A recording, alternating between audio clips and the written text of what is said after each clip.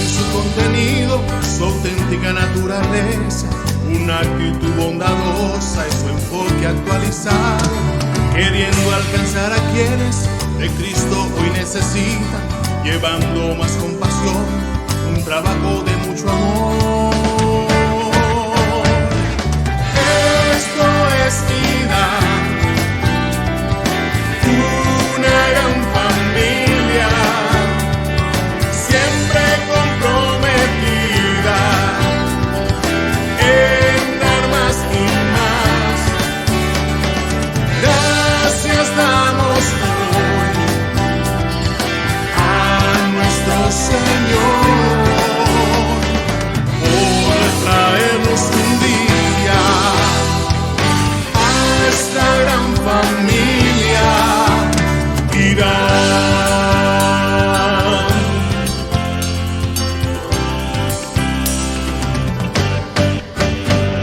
Una vida con propósito para juntos estar mejor y así llevemos por siempre una vida de oración.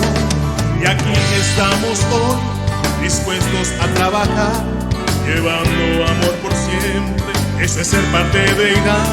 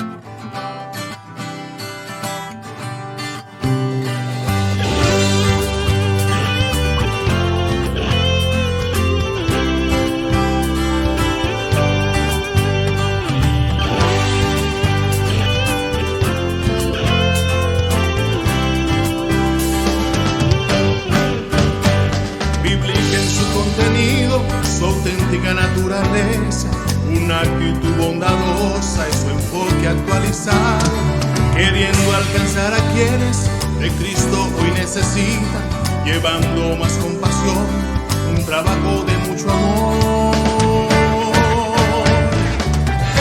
Esto es vida, una gran familia, siempre comprometida en dar más y más. Gracias damos hoy a nuestro Señor por traernos un día a esta gran familia.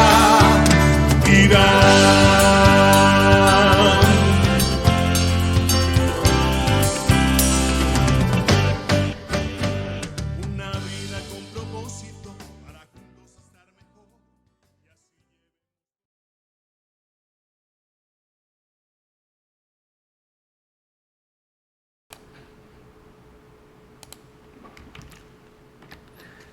Los israelitas fueron el único pueblo que ha tenido la presencia de Dios visible.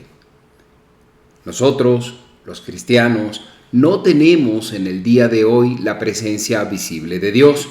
Ahora, ninguna otra nación en toda la historia ha tenido ese privilegio. De hecho, la iglesia no lo tiene. ¿Y por qué? Pues porque la iglesia tiene al Espíritu Santo que habita en cada creyente, convirtiendo en realidad al Cristo viviente, que está a la derecha de Dios. Pues Dios le dio a Israel, es decir, a la nación israelita, la gloria, y eso los identifica.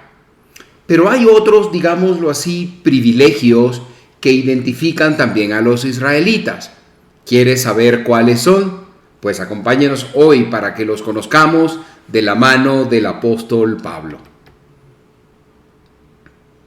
Él trabaja para los que confían, camina contigo de noche y de día. Levanta tus manos, tu victoria llegó. Comienza a cantar y alaba a Dios. Alaba a Dios. Alaba a Dios. Alaba a Dios.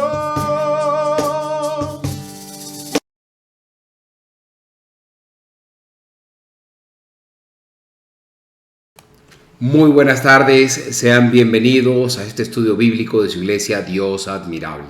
Quien les habla, Malvin Delgado, tiene el inmenso honor de estar con ustedes en esta tarde del 4 de agosto para llevarles la continuación de este estudio que durante varias semanas hemos venido realizando. El día de hoy vamos a continuar el capítulo 9 de la epístola del apóstol Pablo a los Romanos. Vamos a ir del verso 4 al 16 y el tema que hoy estaremos tratando será la elección de Israel, definición e identificación. Como cada semana, queremos decirle que no solo nos contenta estar aquí con ustedes, sino que le pedimos que usted pueda reportar su sintonía, desde dónde nos ve, si desde Facebook o YouTube, pero además desde qué locación nos ve, desde qué ciudad nos ve. Salude, le queremos saludar en nuestro próximo video, la próxima semana, por su nombre y por el mensaje que nos ha dejado. También queremos comenzar leyendo los comentarios que nos ha colocado tanto en Facebook como en YouTube o a través del número que disponibilizamos para ustedes a través de WhatsApp. Vamos a comenzar haciendo lectura de estos comentarios que nos han dejado a través de las redes sociales. Tenemos por acá que la hermana Carmen Rebeca nos dijo: hola, estoy viendo desde Facebook, y dio un gran amén a los mensajes o a la enseñanza que estábamos dando la semana pasada. También la hermana Diana Cordero dice: buenas tardes, hermano Malvin, bienvenidos a hermanos de Irán, a mi hogar para escuchar el estudio bíblico. Dios los bendiga. Amén. Diana Cordero da luego un gran amén y amén. Gracias. La hermana Carmen Rosa Rubio Bencomo dice: buenas tardes, maestro Malvin y hermanos todos. El Señor les bendiga. Y Nancy Gallagher nos reportó sintonía desde Florida. Dios les bendiga y gracias por esos mensajes que nos dejaron. Bien, le pedimos que reporte, además de reportar su sintonía, que comparta este estudio bíblico. Déjele saber a sus seres queridos que están allí en casa, por WhatsApp, comuníquese con familiares, amigos, seres queridos, pásales el link, el enlace de este estudio bíblico y dígale a todos que ya el estudio bíblico de Dios Admirable comenzó. Conviértase usted en multiplicador de este estudio bíblico, compártalo en sus redes sociales, suscríbase ya sea en Facebook o en YouTube a Dios Admirable, active las notificaciones correspondientes para que no se le pase ningún video o contenido que Dios Admirable coloca para usted a través de las redes sociales. Bien, vamos a comenzar orando y pidiendo que Dios lleve adelante magistralmente la dirección de lo que hoy vamos a hacer. Acompáñeme ahí desde donde usted está. Gracias, Dios, te doy de corazón por la bendición de poder servirte. Gracias por poder ser tu instrumento, Señor, y te pedimos que lo que Dios Admirable ha preparado hoy para llevar adelante a través de este estudio bíblico sea agradable para ti. Sé tú quien lo dirige magistralmente y sé tú, Padre amado, quien puede bendecir a otras personas con este trabajo que hacemos como instrumentos en tus manos. Pido esto en el nombre de Jesús, para que la gloria y la honra sea por siempre. Amén. Bien. Veamos. De nuevo, le pido que le deje saber a sus seres queridos que el estudio bíblico de Dios admirable ha comenzado. No pierda la oportunidad de convertirse usted en multiplicador de esta bendición de Dios. Vamos a comenzar entonces dando lectura a la porción de la palabra de Dios que hoy estaremos estudiando. Y está en Romanos 9 y vamos del verso 4 al 16. Para este estudio bíblico estamos usando la versión Reina Valera contemporánea, pero usted puede usar allí en su casa la versión que usted desee. Bien, ¿qué son israelitas?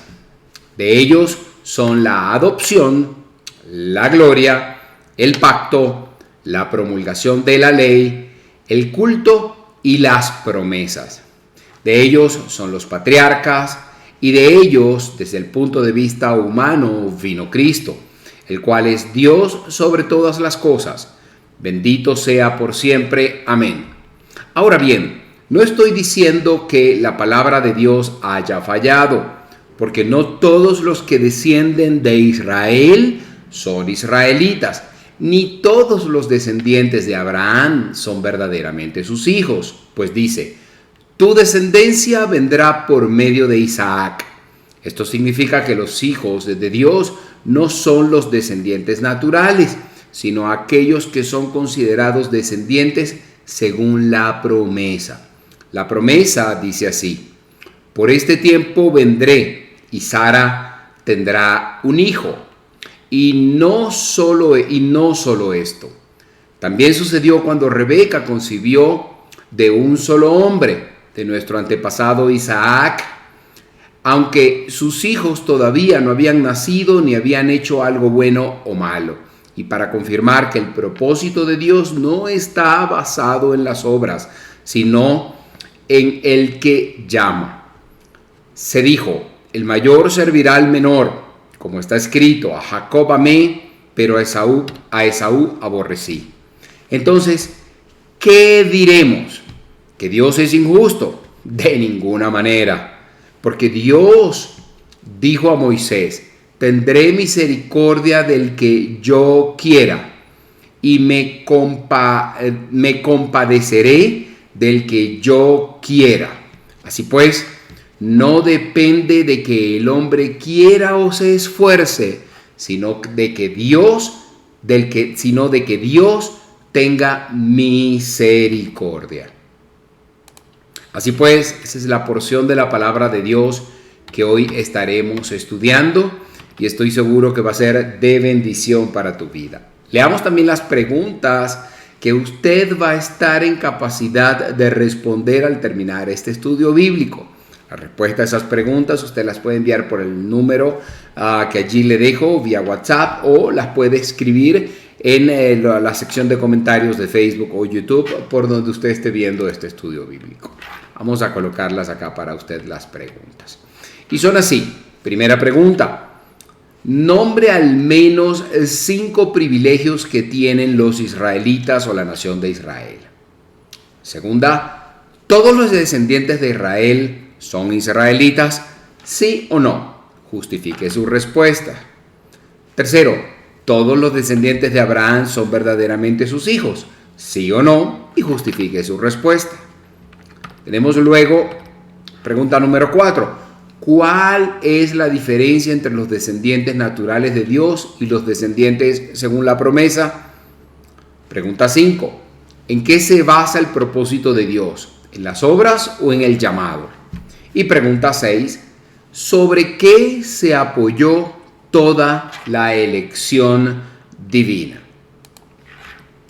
Esas son las 6 preguntas que hemos preparado para usted y usted va a estar en capacidad de responder al final de este estudio bíblico. Bien, hemos comenzado. Le doy gracias a Dios también. Quería comentarles que me siento mucho mejor de salud. ya puedo hablar claramente. Saben ustedes que había estado un poco enfermo y quizás el oxígeno a veces me falta un poco. Por eso van a ver que de repente a veces pueda toser o me falta oxígeno y mi cerebro le dice a mi cuerpo bosteza para tomar oxígeno, pero es solo eso. De resto me siento bastante mejor y le agradezco a usted que ha estado orando por mi salud. Bien, comencemos entonces. Hoy vamos a continuar nuestro estudio del capítulo 9 de la epístola del apóstol Pablo a los romanos.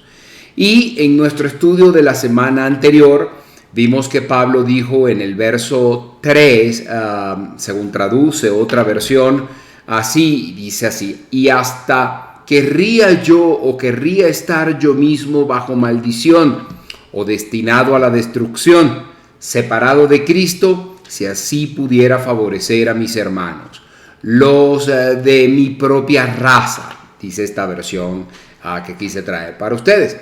Bien, lo que el apóstol Pablo estaba expresando aquí era simplemente su deseo y nada más. Él acababa de decirnos en el capítulo 8 que nada nos podía separar del amor de Dios, que era en Cristo Jesús. Y aquí dijo: desearía ser yo mismo maldecido y separado de Cristo, anatema, dice otra versión, lo cual no podía ser en ninguna manera posible, por lo que había dicho en el capítulo 8, verso 38. Así que fue, esto fue solo una manera de expresar un deseo, un sentimiento. Por otra parte, parece como si Pablo hubiera querido expresar lo que hubiera sido capaz de hacer si hubiera dependido de él, para que su pueblo se salvase. Aunque supiera, por supuesto, que la soberanía de Dios era o estaba planteando la situación personal o una situación personal imposible en el hecho de ser separado o estar separado de Cristo. Entonces, es muy difícil para nosotros entender la dimensión del amor que Moisés o Pablo sentían por su pueblo. Moisés expresó el mismo sentimiento allá en Éxodos capítulo 32, versos 31 al 32, cuando dijo: puesto que este pueblo ha cometido un gran pecado al hacerse dioses de oro, te ruego que perdones ahora su pecado, y si no, bórrame del libro que has escrito. Qué amor tan impresionante por su pueblo expresó aquí Moisés. Ahora, en los versos 4 y 5 de este capítulo 9, el apóstol Pablo nos presentó una descripción detallada de quiénes son los israelitas. Tenemos aquí una suerte de definición acerca del pueblo de Israel. Él mencionó 8 aspectos que identifican a los israelitas. Leamos pues los versos 4 y 5. En el versículo anterior el apóstol estaba hablando de sus hermanos de raza, mi propia raza, decía. Y entonces continuó luego aquí diciendo lo siguiente, coloco para que lo leamos juntos. Que son israelitas. Él viene diciendo mi propia raza, que son israelitas. De ellos son la adopción, la gloria, el pacto, la promulgación de la ley, el culto y las promesas. De ellos son los patriarcas y de ellos, desde el punto de vista humano, vino Cristo, el cual es Dios sobre todas las cosas. Bendito sea por siempre Israel. Amén. Dice en los versos 4 y 5 el apóstol Pablo.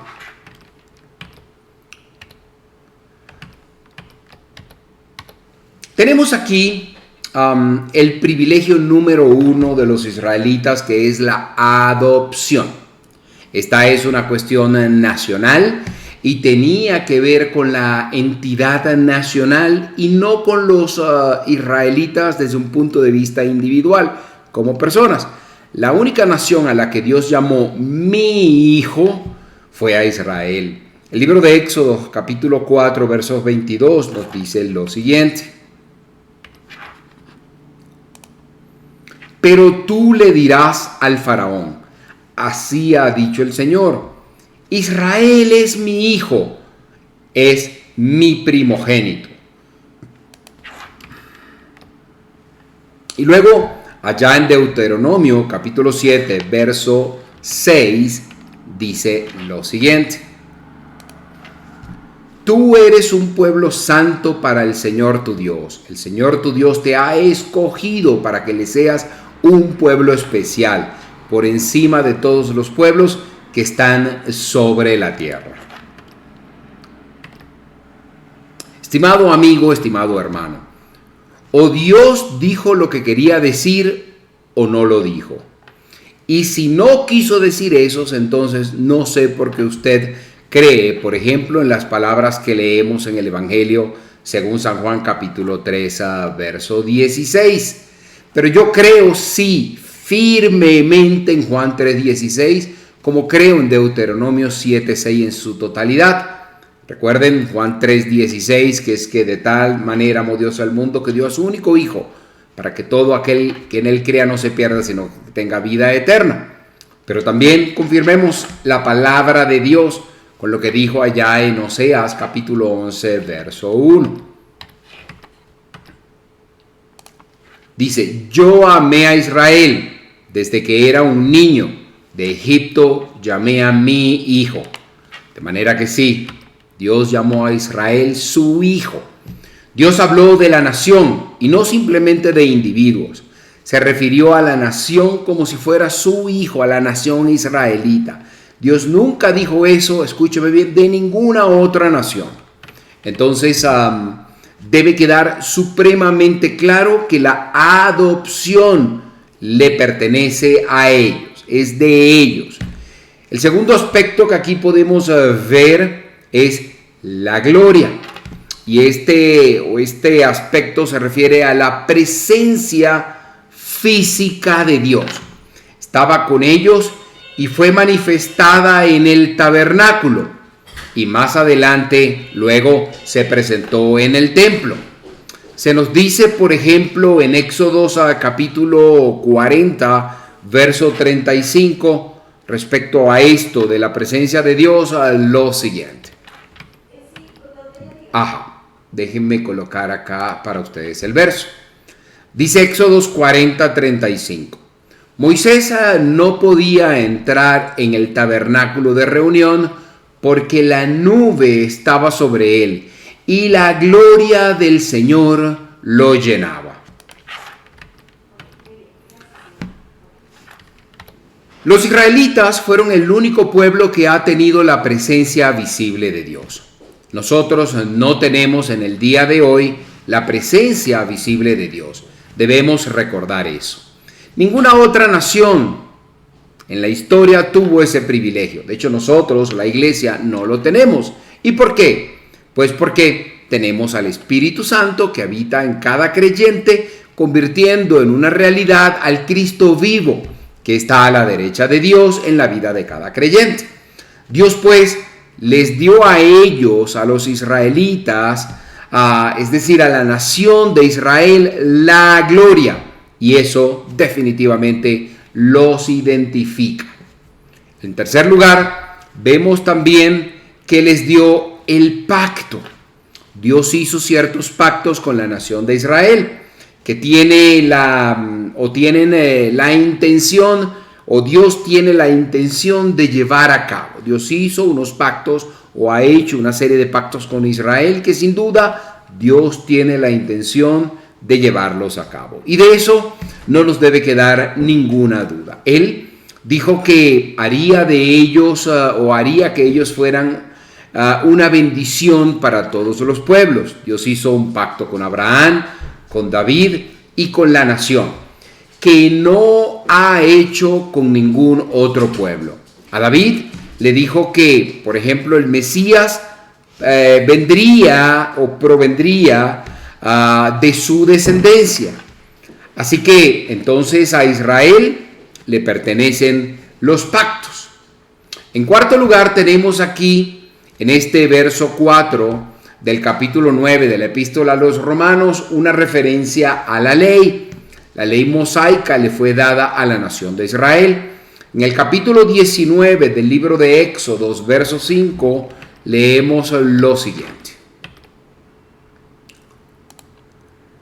Si ahora ustedes prestan oído, perdón, discúlpenme. Dice así, capítulo 19, verso 5. Si ahora ustedes prestan oído a mi voz y cumplen mi pacto, serán mi tesoro especial por encima de todos los pueblos, porque toda la tierra me pertenece. Luego, Dios dijo allá en el capítulo 31 del mismo libro de Éxodo, pero en el verso 13, lo siguiente. Tú harás con los hijos de Israel tú hablarás con los hijos de Israel y les dirás: ustedes deberán respetar mis días de reposo, porque es una señal entre ustedes y yo por todas las generaciones, para que sepan que yo soy el Señor, que los santifico. Algunos a veces me preguntan: ¿por qué no guarda usted el sábado o el día de reposo? Estimado amigo, estimado hermano, no lo guardo porque yo no soy miembro de la nación de Israel. Hay otras razones, pero esta es la principal. Otros a veces preguntan: ¿es que Dios ha cambiado el día de reposo? De ninguna manera, es mi respuesta usual. Dios no ha cambiado el día de reposo, pero es seguro que Él nos ha cambiado a nosotros. Esto quiere decir, para nosotros hay una ley imperante diferente. Estamos, escúcheme bien, unidos a Cristo. Y esa es la nueva relación, la nueva ley para la iglesia. La ley mosaica le fue dada solamente a Israel. Por eso ellos todavía guardan la ley. En quinto lugar, de este verso 4 hay una referencia al culto, o sea, al servicio de Dios. Y esto tenía que ver con la adoración del tabernáculo y del templo. Ellos debían ser un reino sacerdotal. En el capítulo 19 del libro de Éxodo, verso 6, por ejemplo, leemos lo siguiente. Ustedes serán para mí un reino de sacerdotes y un pueblo santo. Estas mismas palabras les dirás a los hijos de Israel. Ahora, la nación israelita abandonó a Dios. Sí, pero Dios no abandonó su propósito de que debían ser sacerdotes. Dios escogió a la tribu de Leví y les dio la responsabilidad de servir y de cuidar el tabernáculo y más adelante el templo. En el reino milenario, los israelitas ejercerán nuevamente como sacerdotes de Dios aquí en la tierra. Tenemos ahora la última palabra del verso 4, que constituye el sexto aspecto que identifica a los israelitas, y este es las promesas. El Antiguo Testamento contiene muchas promesas que fueron hechas al pueblo de Dios, a Israel. Por ejemplo, leemos en Génesis capítulo 12, versos del 1 al 3, lo siguiente.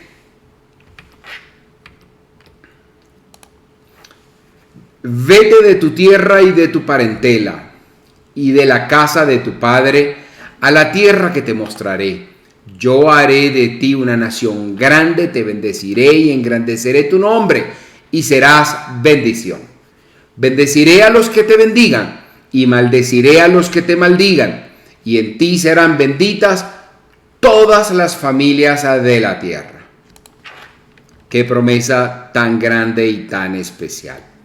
También vemos que Dios le dijo a Josué en el capítulo 1 del libro de Josué, verso 2, lo siguiente.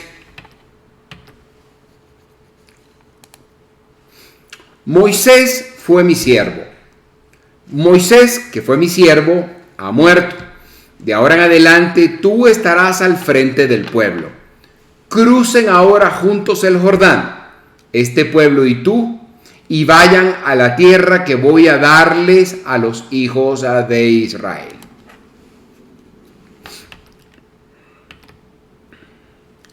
Cuando usted ve, estimado amigo, estimado hermano, los hijos de Israel, o como usted ve, los hijos de Israel debían poseer la tierra. Pasando ahora al verso 5, continuamos con esta lista de características, privilegios que identifican al pueblo de Israel. Y tenemos primeramente allí la palabra patriarcas, que constituye el séptimo aspecto que identifica a este pueblo y que obviamente se refiere a Abraham, a Isaac y a Jacob. Y en el octavo y último lugar de estos privilegios o elementos que identifican al pueblo de Israel tenemos la palabra Cristo, que es la palabra griega que significa Mesías. Cristo vino físicamente a la tierra. Él era judío. La mujer samaritana junto al pozo le llamó judío. En el capítulo 4 del Evangelio según San Juan, verso 9. Pero Pablo tuvo cuidado en decir que nosotros, la iglesia o los creyentes en Cristo, no le conocemos desde el punto de vista físico. Como dijo en su segunda carta a los Corintios, capítulo 5, verso 16. Allí Pablo identificó a Jesús como Dios. Y para Pablo, Cristo fue el Dios hombre. El evangelista Juan, en el capítulo 1 del Evangelio, o del Evangelio que él escribió, verso 14, dijo lo siguiente: y la palabra se hizo carne y habitó entre nosotros, y vimos su gloria, la gloria que corresponde al Hijo unigénito del Padre, llena de gracia y de verdad. Cristo vino como niño, como un ser humano a la nación israelita. La mujer junto al pozo lo identificó como miembro de esa nación. Quizá Cristo, el Mesías, deba ser separado de las otras 7 señales o privilegios distintivas que hemos considerado en este pasaje, pero es más importante, diría yo, que todas las demás, porque como dice en Hebreos capítulo 2, verso 16, ciertamente Él no vino para ayudar a los ángeles, sino a los descendientes de Abraham. La nación de Israel de otros tiempos ya ha sido definida. Ahora vamos entonces a considerar a esta nación tanto en los días de Pablo como en nuestros días, en nuestro tiempo. Vamos a iniciar entonces una sección que llamaremos Israel identificada. Continuemos con el capítulo 9, pero leamos ahora el verso 6.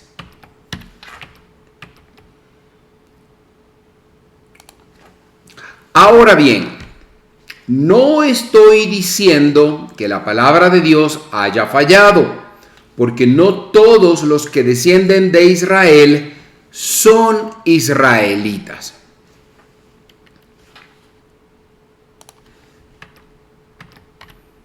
Ahora, esta es una expresión extraña, porque no todos los que descienden de Israel son israelitas. No solo extraña, sino hasta confusa. En otras palabras, no todos los descendientes de Israel son verdadero pueblo de Israel. Los judíos en los tiempos de Pablo hicieron la pregunta: ¿por qué todos los judíos no habían aceptado sinceramente a Cristo, siendo que la de ellos era una nación elegida? Otra pregunta que hicieron fue: ¿no constituyó esto un fracaso por parte de Dios?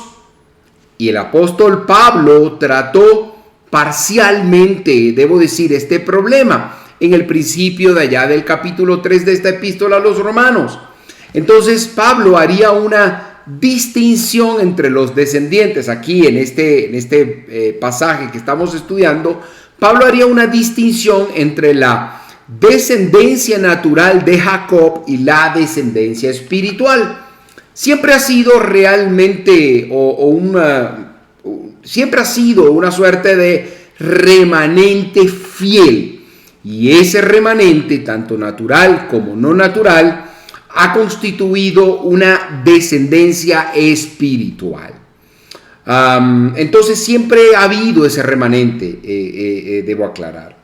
Esta es una distinción que creemos es solo aplicable a la nación de Israel. Y Pablo no incluyó aquí a los judíos de ninguna manera. El fracaso no había sido de Dios, él aclara, sino del pueblo. Las promesas de Dios eran, escúcheme bien, son y seguirán siendo incondicionales, inalterables. Leamos, por ejemplo, para continuar esta idea, el verso 7.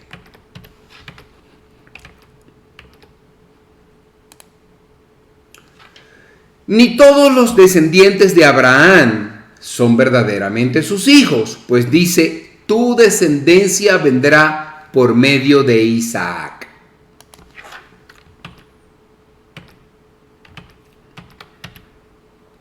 Este versículo fue un golpe devastador al argumento de quienes trataban de oponerse a Pablo. Si la descendencia fuera considerada únicamente en base al nacimiento natural, entonces los ismaelitas, los medianitas y los edomitas tendrían que ser incluidos. Un buen árabe, por ejemplo, bien pudiera haber alegado diciendo, yo soy hijo de Abraham. Y por supuesto que no se le podría argumentar nada en contra de esa afirmación, pues era un hijo de Abraham, tal como lo son los demás de la descendencia física de Abraham. Ahora, ser descendiente natural de Abraham no constituía por sí o de ninguna manera la seguridad de que uno era o estaría en este caso bajo la promesa.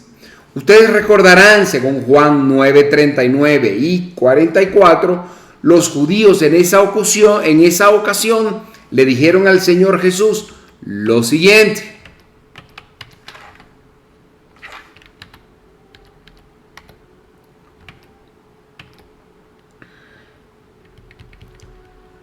Colocar acá, permítanme. Aquí lo tengo. Nuestro padre es Abraham. Jesús les dijo, si fueran hijos de Abraham, harían las obras de Abraham. Luego, el Señor continuó hablándoles, y allá en el verso 34 de ese mismo capítulo 8 de Juan, les dijo lo siguiente, en el 44. Les dijo, ustedes son, escúchenlo bien qué duro, de su padre el diablo, y quieren cumplir con los deseos de su padre, quien desde el principio ha sido un homicida. No se mantiene en la verdad, porque no hay verdad en él. Cuando habla mentira, habla de lo que le es propio, pues es mentiroso y padre de la mentira.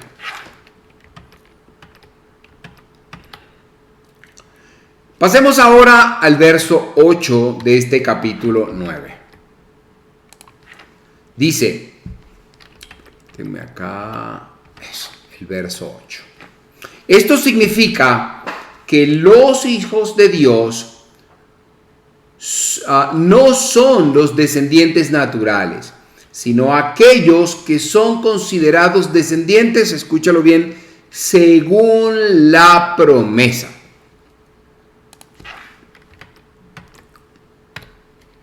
El apóstol Pablo hizo una distinción clara entre los elegidos y los no elegidos en la nación de Israel.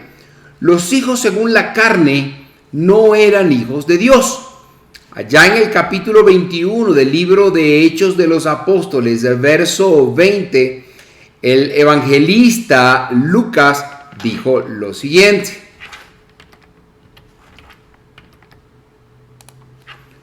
cuando ellos lo oyeron, glorificaron a Dios y le dijeron: hermano Pablo, ya hemos visto cuántos miles de judíos han creído, todos ellos celosos de la ley.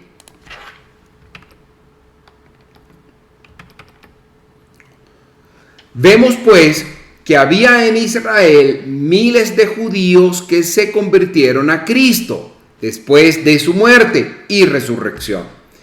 Eran los elegidos y Pablo siempre los llamó Israel. Se dice más sobre este tema en el libro de Apocalipsis. El Señor dijo lo siguiente cuando habló a las iglesias en el capítulo 2 de Apocalipsis, verso 9.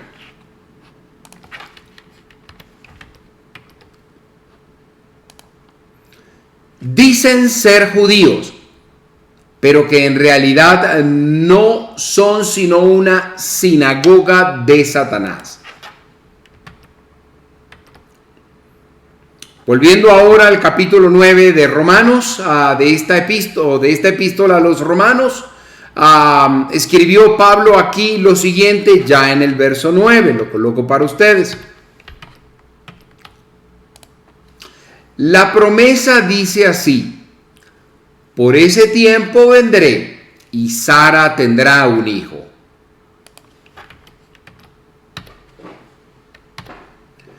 Los hijos, según la promesa, no son aquellos que creyeron algo. Isaac no creyó antes de nacer.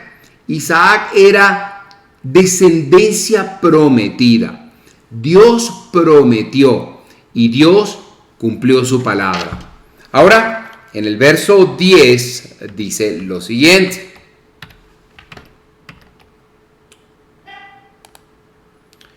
y no solo esto, también sucedió cuando Rebeca concibió de un solo hombre, de nuestro antepasado Isaac.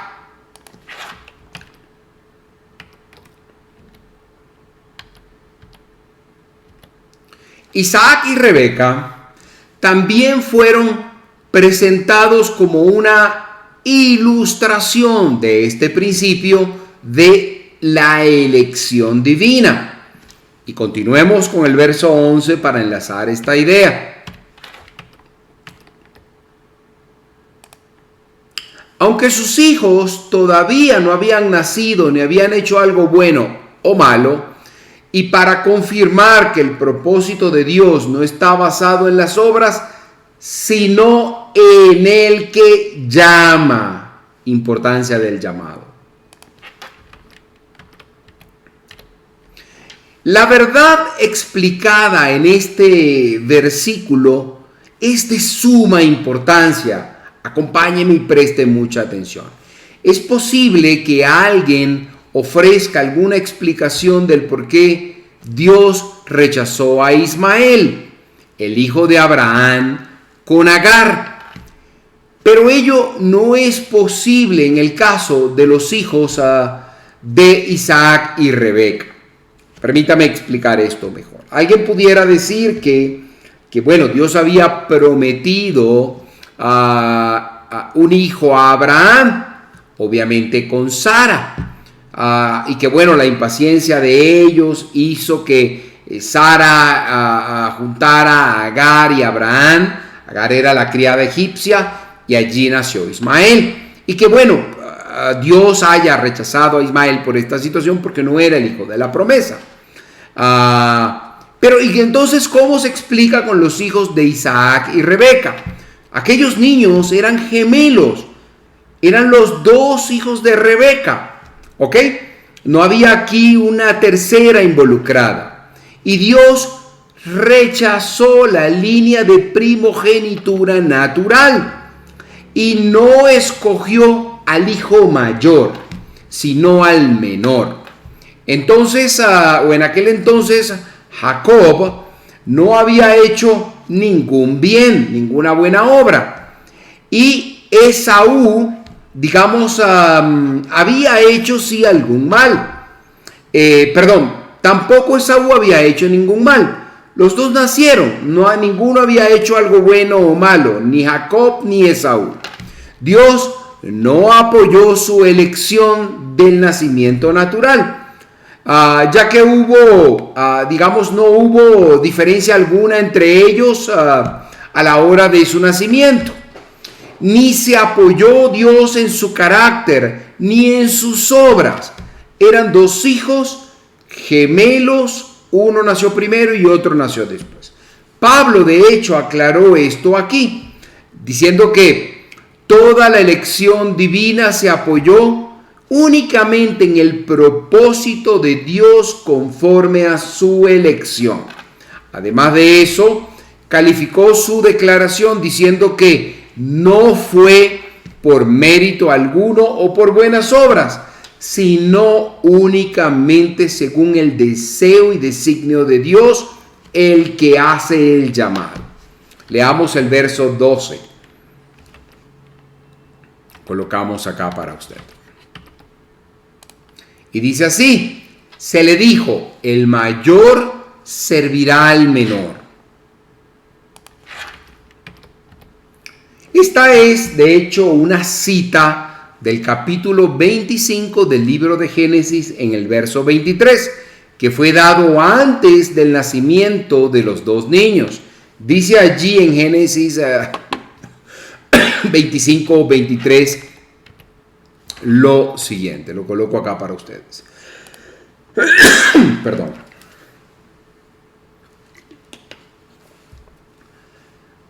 Y el Señor le respondió: en tu seno hay dos naciones, dos pueblos serán divididos desde tus entrañas. Un pueblo será más fuerte que el otro, y el mayor servirá al menor. Y Pablo luego continuó diciendo en el verso 13 del capítulo 9 lo siguiente: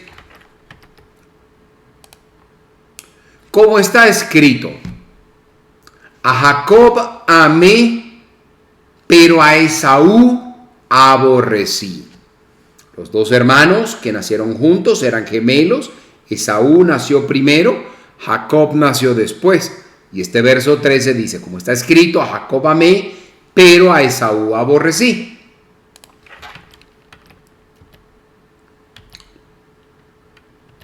Este texto citado del último libro del Antiguo Testamento, de hecho del libro de Malaquías, capítulo 1, versos 1 y 2, es relevante, porque esta declaración no fue hecha sino hasta después de que los dos muchachos habían vivido por muchos años y ya dos naciones habían nacido de ellos.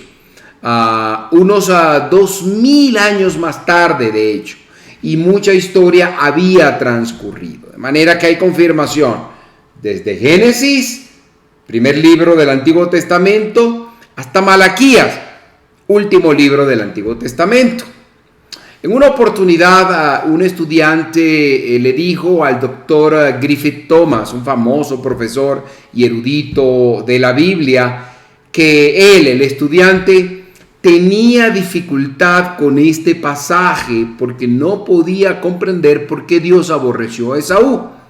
El doctor Griffith Thomas contestó que él, el profesor, doctor, también tenía dificultad con este pasaje, pero que su dificultad surgía de otro hecho. Él no podía, de hecho, comprender por qué Dios amó a Jacob. Es fácil ver por qué Dios rechazó a Esaú.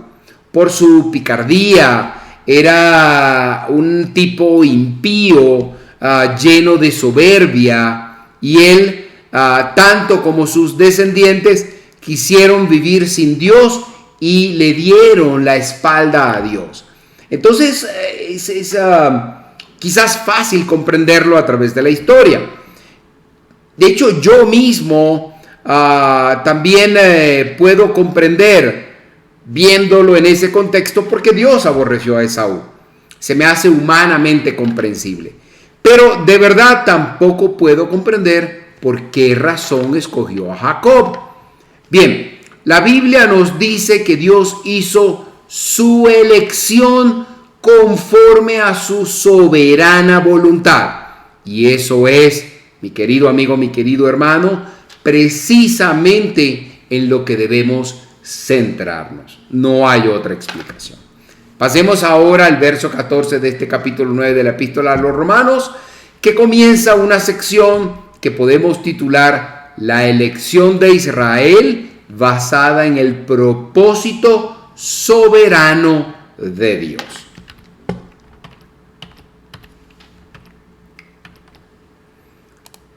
Y dice así el verso 14. Entonces, ¿qué diremos?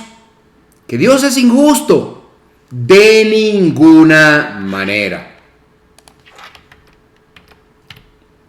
Claro que la propuesta a esta pregunta es un no rotundo, un no enfático. El hombre natural se rebela contra la soberanía de Dios. Si algún asunto se deja a Dios para que Él haga la elección, el hombre inmediatamente concluye que hay alguna injusticia. ¿Y por qué? Bien, usemos como ejemplo a algunos países que se han visto involucrados en guerras, en conflictos bélicos. El hecho de que hay quienes han aplaudido a algunos líderes de estos países en los últimos años, sin hacer alusión a ningún país en particular, sin importar que estos líderes hayan tomado malas decisiones durante los años en el ejercicio de su cargo, e incluso en algunos casos el resultado haya sido que sus conciudadanos envueltos en las guerras hayan muerto de forma innecesaria. Probablemente nunca nos enteremos completamente de todo lo que ha habido detrás de aquellas decisiones. Podemos citar Primera y Segunda Guerra Mundial, podemos citar Guerra de Corea, podemos citar Vietnam, podemos citar todas las, digamos, elementos de guerras en el Oriente Medio, o podemos citar más recientemente Rusia y Ucrania. No sabemos qué decisiones hubo detrás, pero ¿sabe usted quiénes llevaron con sus votos a esos hombres o líderes al poder? Pues sus conciudadanos. Alguien pudiera pensar que se trató del equivocado juicio de los electores que eligieron a esos líderes. Sin embargo, ¿sabe usted una cosa? Nadie desconfía de las decisiones de los hombres. Y le pregunto yo a usted, ¿por qué entonces desconfiamos de las decisiones de Dios? ¿Hace sentido? Ahí se la dejo para su reflexión. Ahora, no podemos eludir aquí el pensamiento que se presenta. Esta es la doctrina de la elección de Dios. Y no podemos evadir el tema de la elección ni suavizarlo, porque algunos se opongan a tal doctrina. Además, humanamente hablando, no podemos reconciliar la elección soberana de Dios con el libre albedrío de los hombres. Ambos aspectos forman parte de la verdad. No podemos penetrar en los tratados misteriosos de Dios, pero sí podemos confiar en que Él obrará siempre con justicia. Debemos aceptar este versículo en su significado literal. Recordemos que este es su universo y Él es soberano en este universo. ¿Cómo sería posible que yo me presente, por ejemplo, ante la presencia de Dios para expresar mi desconfianza por lo que Él hace o deja de hacer? Permítame decirle, estimado amigo, estimado hermano, que eso constituiría una abierta rebelión contra Dios. Hoy yo me inclino ante mi Creador y Redentor, sabiendo que cualquier elección que Él haga es la elección correcta. Punto y se acabó. A propósito, si es que a usted, y no me vaya a percibir como sarcástico, pero pongo esta idea. Si a usted no le agrada lo que Dios hace, quizá debería apartarse del universo de Dios, de su universo, para quizás crear el suyo, en el cual usted pudiera entonces dictar sus propias leyes, sus propias reglas, sus propias normas. ¿Sabe usted que eso es imposible o no? Bien, mientras usted viva, escúcheme bien, en el universo de Dios, tendrá que comportarse según las reglas de Dios. El hombre en su pequeñez no puede sino inclinarse ante el Dios Todopoderoso para decir, como dijo Jesús allá en Juan 7:18, hablando del Dios Padre, cuando dijo, en Él no hay injusticia. Dios es un Dios justo. Continuemos ahora con el verso 15 de este capítulo 9 de la epístola a los Romanos. Y dice así: porque Dios dijo a Moisés, tendré misericordia del que yo quiera, y me compadeceré del que yo quiera. Esta es una cita, de hecho, del capítulo 33 de Éxodo, verso 19.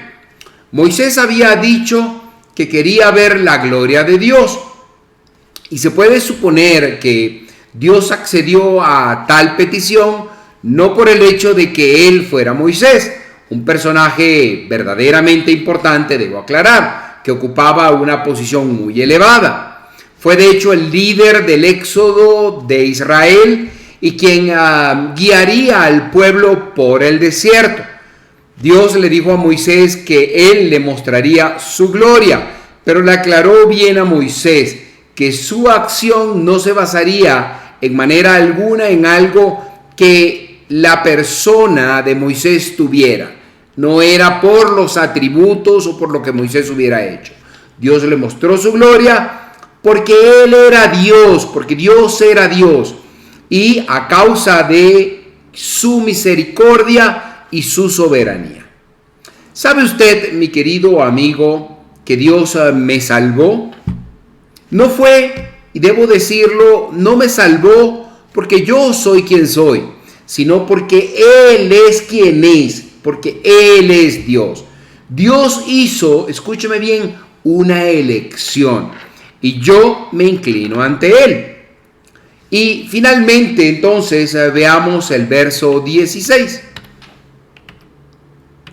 que dice así: así pues, no depende de que el hombre quiera o se esfuerce, sino que Dios tenga misericordia. La misericordia de Dios no se extiende como un reconocimiento de la voluntad humana, ni es una recompensa de alguna obra humana. El querer y el hacer humanos no constituyen ninguna causa que motive las acciones de Dios. El ser humano cree que la decisión y el esfuerzo pueden ser la causa para que Dios le mire favorablemente. Ahora, entienda bien, esto no es una negación de la responsabilidad humana. Alguien ha dicho que el querer y el hacer pueden indicar la posesión de gracia, pero no constituyen la causa que los origina. La única respuesta final es que Dios extiende su misericordia y la extiende porque Él es Dios. ¿Quiénes somos nosotros para poner esto en duda? Por tal motivo, hoy yo me inclino delante de Dios.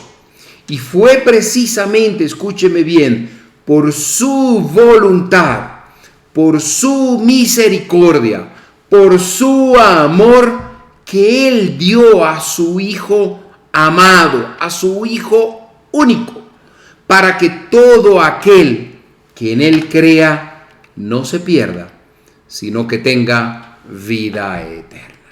Y yo quiero invitarte en esta tarde. ¿Quieres apropiarte de esa misericordia de Dios? ¿Quieres apropiarte de esa bendición de Dios? Es sencillo, debo decirlo. Lo único que tú tienes que hacer es reconocer que has pecado, arrepentirte por tus pecados y aceptar el sacrificio de Cristo en la cruz como suficiente para que tus pecados sean perdonados. Entender que Cristo tomó tu lugar en la cruz del Calvario y murió por ti para perdón de tus faltas y para que tengas vida eterna. Si lo quieres hacer en esta tarde, aceptar a Cristo como tu fiel y verdadero Salvador de la muerte segura que por tus pecados deberías tener, entonces repite conmigo allí donde estás, con voz inteligente, con voz genuina, hablando con Dios esta oración. Bendito Dios, reconozco que he faltado, Señor, que he pecado. Reconozco que soy pecador. Reconozco que he actuado en contra de tus enseñanzas. Padre, me arrepiento genuinamente de corazón. No quiero volver a esa condición de pecador. Te pido me perdones. Acepto, Señor, que en mi lugar, porque dice tu palabra que la paga de la muerte la paga del pecado es muerte. Yo debía morir, Señor, lo reconozco, pero acepto el sacrificio de tu Hijo amado Jesús en mi lugar en la cruz del Calvario. Acepto ese sacrificio como suficiente para perdón de mis pecados. Te pido que tu Espíritu entre a mi vida. Reconozco a Cristo como mi fiel y verdadero Salvador, justo y verdadero Salvador. Y te pido que mi nombre sea escrito en el libro de la vida. Si hiciste esta oración, debo decirte que eres una persona nueva, que tu nombre ahora está en el libro de la vida, que tienes vida eterna y debes saber que en el cielo hay fiesta en este momento. Le doy gracias a Dios por tu vida si has podido hacer esta oración. Bien, también te pido que nos contactes. Queremos ayudarte en este nuevo nacimiento. Queremos ayudarte a que puedas crecer. Contáctanos a través de cualquiera de nuestras redes. Seguramente algún líder de Dios admirable te va a ayudar y te va a guiar en este crecimiento. Si estás en Maracaibo, Venezuela, ve a nuestra sede física que está en la urbanización Canaima. Queremos ayudarte a crecer. Es para nosotros un privilegio poder hacerlo. Bien, hemos llegado al final del estudio bíblico del día de hoy. Quiero colocar para usted las actividades que Dios admirable tiene preparadas. Las voy a colocar inmediatamente acá en pantalla. Los domingos en la sede física en Canaima, Maracaibo, tenemos a las 9 de la mañana el primer servicio. Luego el segundo servicio a las 11:30 y en paralelo con este segundo servicio tenemos la iglesia infantil. También allá en Canaima los martes a las 5:30 de la tarde tenemos el servicio de oración. También los domingos a las 4 de la tarde tenemos a la iglesia en su casa. A través de estos medios digitales, Facebook y YouTube, estaremos llevando un mensaje poderoso para su vida. Acompáñenos. Cada jueves a las 5 de la tarde tenemos este estudio bíblico y los sábados a las 11 de la mañana tenemos el Club de Sembradores, que es ese momento especial para los pequeños de la casa. No me quiero despedir sin antes orar. Gracias Dios te doy corazón por la bendición de haber podido servirte el día de hoy. Te quiero pedir una bendición muy especial para todos los que nos han visto en este tiempo y los que nos verán después. Pido que sus necesidades puedan ser cubiertas y te pido que Dios admirable, cada uno de sus líderes y miembros puedan seguirte sirviendo. Te pido un cuidado y protección especial para ellos. Te pido o te doy gracias por mi salud, Señor. Te pido que me puedas seguir recuperando, Señor, para poder seguir sirviéndote. Te pido bendigas mi casa, Señor, y te pido que bendigas la casa de cada uno de los líderes de Dios admirable, iglesia que te sirve fervientemente, Padre amado. Te pido por acá las necesidades de todos aquellos que en este momento están padeciendo de salud, para que los puedas sanar y que todo pueda ser provisto para ellos. Y todos los que tienen otros tipos de necesidades físicas o espirituales también les pueda suplir. Pido todo esto, Señor, en el nombre de Jesucristo, para quien la obra y para quien la gloria y la honra sea por siempre. Amén y amén. Bien, me despido de ustedes. Les habló Malvin Delgado, deseando en el Señor que puedan ser bendecidos cada día. Hasta luego.